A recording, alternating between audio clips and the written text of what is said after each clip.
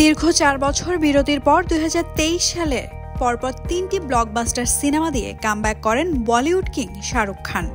দীর্ঘদিনের বিরতির পর রূপালী পর্দায় ফিরে দর্শকদের উপহার দেন ডাঙ্কি, জন ও পাঠান সিনেমা। এরপর কিছু সময়ের বিরতি।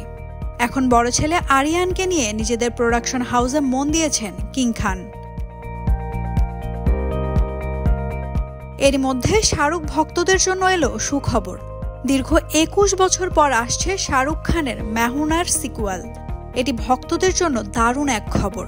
তবে কি আবারও সেই ম্যাজিক নিয়ে ফিরছেন কিং খান? 2004 সালে মেহুনা মুক্তির পরপরই দর্শকদের মধ্যে আলোড়ন তোলে এই ছবি। দীর্ঘ 21 বছর পর পরিচালক ফারাহ খান আনতে চলেছেন এর দ্বিতীয় কিস্তি। ফারাহ খান কিছুদিন আগেই জানিয়েছেন তিনি শাহরুখের সঙ্গে আবারও কাজ করতে চান। তবে মেহুনা 2 এ শাহরুখ থাকবেন কিনা সেটা এখনো নিশ্চিত নয়।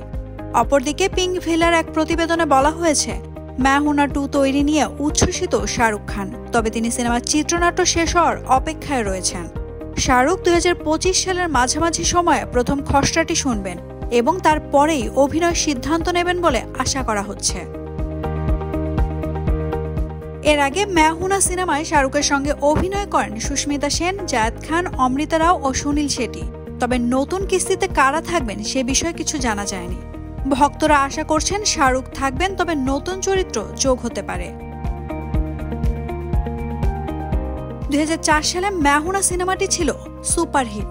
শাহরুখের চার্মিং রোমান্স, অ্যাকশন আর মজার গল্পে ভরপুর ছিল এই সিনেমা। এখন প্রশ্ন, সিকুয়েল কি সেই জাদু ফিরিয়ে আনতে পারবে? নাওমিন নাসরিন, ডেইলি সান।